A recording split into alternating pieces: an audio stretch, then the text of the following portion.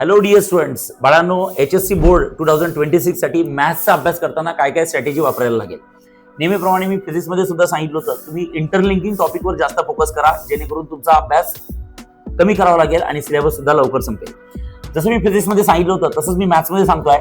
M1 मध्ये सगळ्यात महत्त्वाचे पहिले 3 टॉपिक कंप्लीट करून घ्या, जे कम्प्लिटली 18 मार्काला आहे: लॉजिक, मॅट्रायसिस आणि LP.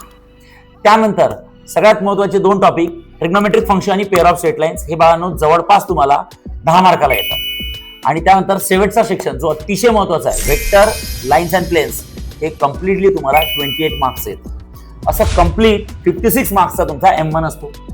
त्यानंतर M2 मध्ये जर आले तर इंटरलिंकिंग टॉपिक मध्ये डिफरन्शिएशन्स अँड अप्लिकेशन ऑफ डेरिव्हेटिव्हज, हे तुम्हाला येतं बाळांनो 16 मार्क्स, म्हणजे 8 + 8 8 आणि 8 16 मार्काचे 2 टॉपिक आहे.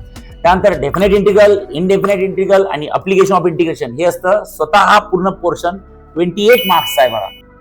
आणि त्यानंतर डिफरन्शियल इक्वेशन हा एक लास्ट टॉपिक 7 to 8 मार्क्सचा आहे.